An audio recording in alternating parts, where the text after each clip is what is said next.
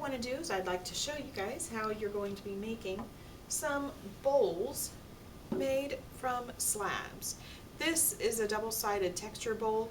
Not everyone would make two textures on it like this. I just wanted to show you how you would use this technique to make a bowl, and it's really quite simple. We're going to be making it from slabs to begin with. So the first thing that I'm going to do is I'm going to wedge up my clay.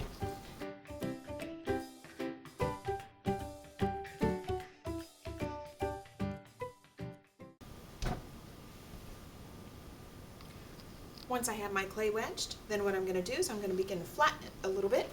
That way it'll make it a little bit easier when I go to roll it. Now, the bowls that we're making are really meant for the empty bowls project that we're going to be doing here at school. So if you would like to choose this type of bowl, you can use any of the methods that I'm going to show in all the videos, but if you want to choose this type of bowl, you want to make sure that, of course, you have nice, smooth, clean interior that's not going to catch food, and you also want to, of course, use a food-safe glaze. Now, when rolling out slabs, you might remember that you always begin in the middle and go toward the outside. If you go from the outside inward, the clay often will wrap around the rolling pin and it poses a bit of a problem for you. Now, we are going to be using the 3/8 of an inch slab sticks, which are the yellow coated sticks, the ones that I painted yellow in the classroom. We're going with a slightly thicker slab because we need a little extra thickness when we go to texture it. So I'm going to go ahead and continue to roll this down until I get it the size that I'm needing, which is the size of this bat.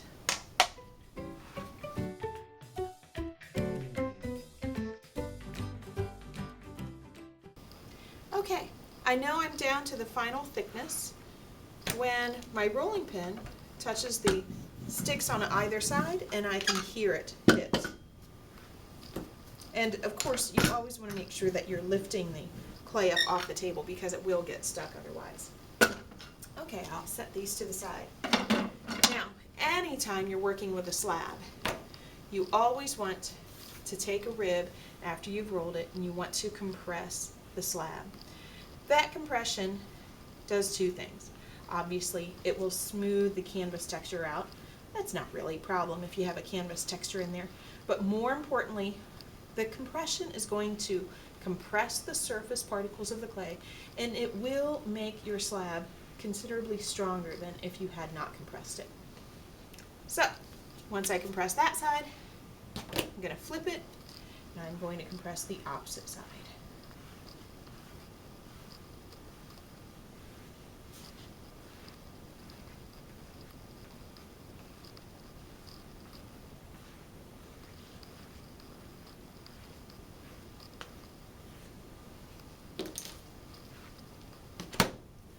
Alrighty, both sides have been ribbed. Now I'm ready to add texture. Now, I am going to use a texture mold just to show you. If you use a texture mold like this, what you do, because the mold is quite large, you're going to set the clay on top. I just saw I had some debris. Need to knock that off. There we go. I didn't want the loose debris getting in my clay. Now I'm just going to quite simply make a bowl that is textured on the outside only. I'm not going to do the inside and outside texture. If I were going to do the inside and outside texture, I would go ahead and roll this first, like I'm doing now. So I kind of start from the middle and I go outward. Okay, and then if I were going to do another texture, I would then take another object, say like a roller, and I could roll on this side. But since I'm going to use this with food, I don't really want to roll on the outside. Now, I'm just going to take a little bit more time, a little bit more effort, make sure that I get all the way to the edges, because I do want my pattern to come out nice on the exterior of this bowl. Okay, and hopefully that's enough. Okay, so what I'm going to do now is I'm going to lift and check. That looks really nice. So I'm going to push this away, go this direction, and then I'm going to set it down.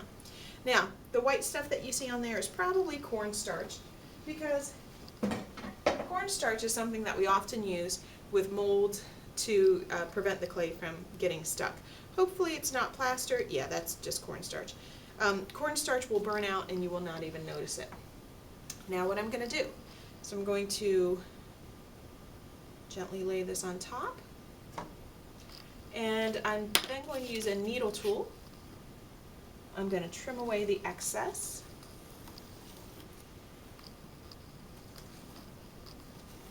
This is going to give me a pretty good sized bowl. It will of course shrink. Now this scrap is the kind of stuff that you want to squirt down with a water bottle and put it back in the bag so the next person can wedge it. You do not want to just ball it up because it'll be kind of dry. So here's my bag. I'm just going to squirt that down really quickly. The longer you let it sit there at your table, the more it's going to dry out. So I just want to get this in the bag as soon as I can. There we go. Okay. Now I can lift this up. Okay. This is going to be the outside of my bowl. So what I'm going to do at this point is I'm going to mark 4 corners where I would like to see the corners come up. I'm going to do it right in the center of these 2 sides. So I'm going to think about how tall I want my wall, and I'm going to mark it. I'm going to do less than a 90-degree angle. Okay, so you can see that to begin with. Now you could of course cut your triangles out of paper to begin with, if you would like. Okay. There we go. So I have my first corner cut out. Now I'm going to use this to trace my others. I'm going to make them the exact same size. And then I'm going to just line these up across.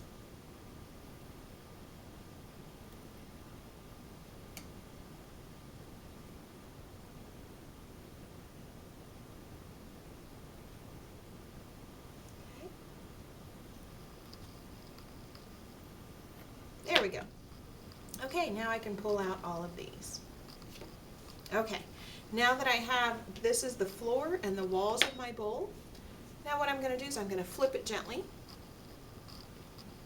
and I'm going to prep the edges here by scoring the 2, so when I fold them up, the scoring is going to match. Now you can see that it might have a weird little gap there. So if I wanted to, say, take a slight bevel off on the inside so it matches up a little bit more precisely, I think that would be perfectly fine. Not a big bevel, just a little bevel.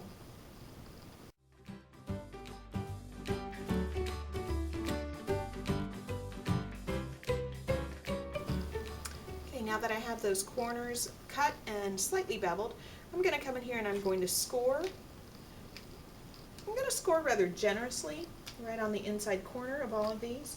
Now I'm using the scoring rib. You could use the little scoring brush if you want. I just find that the scoring rib for something this big goes quite quickly. Okay, so there's the scoring. All right, next I'm going to take a little bit of water and I'm going to come in here. I'm going to add a little bit of slip to this scored edge. Anytime you're joining, you want to score and slip. Okay, now the really fun thing about this technique is how fast it becomes a bowl. So what I'm going to do is I'm going to fold up my wall, and I'm going to pinch together, and I'm going to fold up this wall, and I'm going to pinch that together. Now I have to use kind of a gentle pressure because of course I don't want to squish and ruin my design that I've pressed into the exterior.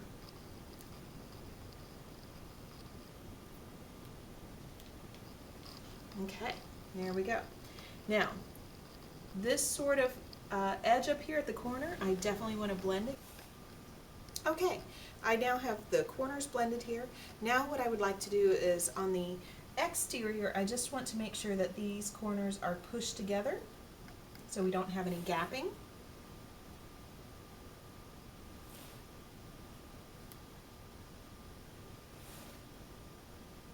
Okay, and then the next thing that I want to do is on the interior, I want to get a little blending done in here. Now, you can blend, if you're very careful, something like this. However, sometimes it's difficult to do without gouging it. So what I recommend is I'm going to come in here with a small coil, and I'm going to blend that coil in each of the seams. Now I'm just going to go ahead and score where I'm going to lay the coil, and then I'm going to slip, and then of course I'll lay the coil in on top of that. So I'll show you what that looks like.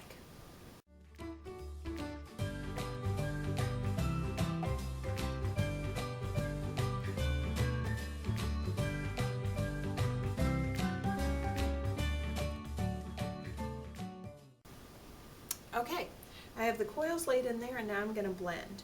You can use this little wooden tool that's pointy like a pencil. You could use the end of a wooden knife. You could use the back of your finger. Whatever you use though, be gentle to support the clay on the outside, because I do not want to split the seam on the exterior. Okay, I'm going to go ahead and do that on all 4 coils.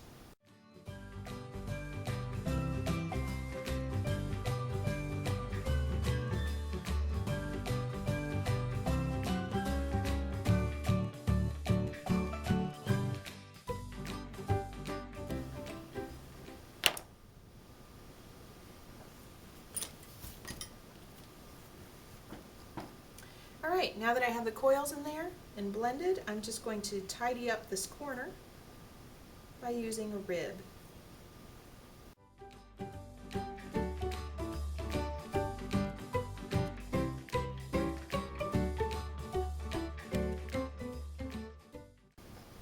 Okay, I have the interior of my corners blended, and lastly, on this first day, I will want to come in here and just tidy up the edge as much as I possibly can.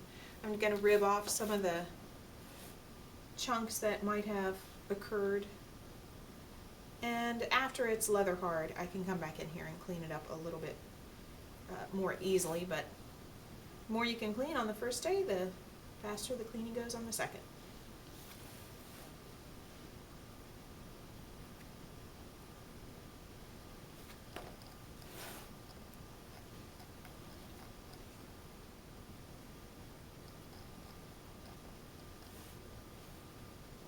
Okay, and that's day 1 for making a folded slab bowl.